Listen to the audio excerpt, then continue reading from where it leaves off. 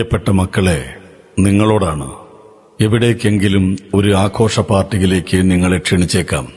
ഒഴിവാക്കാൻ കഴിയാത്തതിനാൽ നിങ്ങൾക്ക് പോകേണ്ടിയും വന്നേക്കാം. സോഷ്യലൈസ് ചെയ്യേണ്ടതും സൗഹൃദങ്ങളെ പുതുക്കേണ്ടതും ആവശ്യം തന്നെയാണ്. എന്നാൽ എവിടെ, ഏതുതരം പാർട്ടിക്കാണ് നിങ്ങൾ പോകുന്നത് എന്ന ഉത്തമ ബോധ്യം നിങ്ങൾക്കുണ്ടായിരിക്കണം. ഒഴിവാക്കുകയും അകറ്റി നിർത്തേണ്ടതുമായുള്ള സകലതിനെയും ബോധപൂർവം തന്നെ ഒഴിവാക്കുകയും വേണം. LSD, MDMA, കഞ്ചാവ്, ഹെറോയിൻ, മാജിക് മഷ്റൂം എന്നിങ്ങനെ പല സാധനങ്ങൾ വിലസുന്ന പാർട്ടികളുണ്ടാവാം. അവ ടാബ്ലറ്റ്, ഇഞ്ചക്ഷൻ, പൗഡർ, പുകയ്ക്കൽ, പിന്നീട് വായിൽ വെച്ചൊട്ടിക്കുന്ന സ്റ്റാമ്പ് രൂപത്തിലും ഇവയൊക്കെ സുലഭമാണ്. ഇനി പാർട്ടിയിൽ പങ്കെടുത്തു കഴിഞ്ഞു എന്നിരിക്കട്ടെ, സൗഹൃദത്തിന്റെ സമ്മർദ്ദം നിങ്ങളിലേക്ക് വരും.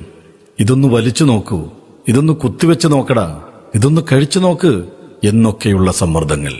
നിങ്ങൾ ഉപയോഗിക്കാൻ തയ്യാറല്ലെങ്കിൽ അമ്മയെ പേടിയാണോ, അച്ഛനെ പേടിയാണോടാ, നീ ആണാണോടാ എന്നിങ്ങനെ നാണം കെടുത്താൻ ശ്രമിക്കുന്ന സമ്മർദ്ദങ്ങളും നിങ്ങളിലേക്ക് വരാം. നിങ്ങൾ ആണാണെന്ന് തെളിയിക്കാനായി ഒരു പ്രാവശ്യം സമ്മർദ്ദക്കാരുടെ വലയിൽ വീണുപോയാൽ ആ വല ഭേദിച്ച് പുറത്തു വരിക എളുപ്പമല്ല. വലയിൽ വീണു കഴിഞ്ഞാൽ യഥാർത്ഥത്തിൽ നിങ്ങളുടെ ആണത്വം ഇവിടെ നിന്ന് ക്രമേണ നഷ്ടപ്പെടാൻ തുടങ്ങുകയാണ്.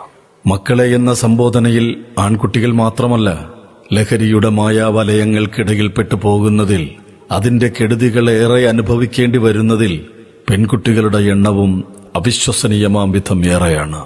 ഓരോ ലഹരി പാർട്ടിയും അവസാനിക്കുന്നത് മക്കളെ നിങ്ങളുടെ വിലയേറിയതെല്ലാം നഷ്ടപ്പെടുത്തിക്കൊണ്ടും മൂല്യവത്തായ ജീവിത വിശുദ്ധിയെ ഇല്ലായ്മ ചെയ്തുകൊണ്ടുമാണ്. ആണത്തവും പെണ്ണത്തവും തെളിയിക്കാനായി ഒരു പ്രാവശ്യം തയ്യാറാവുമ്പോൾ ആ ഒരു പ്രാവശ്യം എന്നുള്ളത് പിന്നീട് ഇടയ്ക്കിടയ്ക്ക് വേണ്ടിവരും. അവസാനം കരകാണാ കയത്തിലേക്ക് നിങ്ങൾ വീണുപോയിട്ടുണ്ടാകും. ഒരു ഡ്രഗ് അഡിക്റ്റായി മാറിക്കഴിയുമ്പോൾ ഇത് വാങ്ങുവാനുള്ള പണത്തിനായി നിങ്ങളൊരു കള്ളനും കൊലപാതകിയുമൊക്കെയായി മാറിയേക്കാം. അതുകൊണ്ട് ആ ഒരു പ്രാവശ്യം എന്ന സന്ദർഭം നിങ്ങളിലുണ്ടാവരുത്.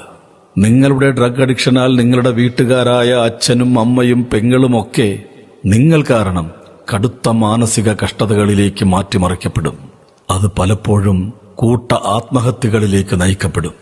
ഒരിക്കൽ നിങ്ങൾ ലഹരിയുടെ ഉപഭോക്താവായി മാറുമ്പോൾ യഥാർത്ഥത്തിൽ ലഹരി മാഫിയയിലെ കണ്ണിയായും വിതരണക്കാരനായും കൂടി മാറുകയാണ്. അങ്ങനെ സ്വന്തത്തിനും കുടുംബത്തിനും സമൂഹത്തിനും രാജ്യത്തിനാകെ തന്നെയും നാശം വിതയ്ക്കുന്നവരായി നിങ്ങൾ മാറുകയാണ്.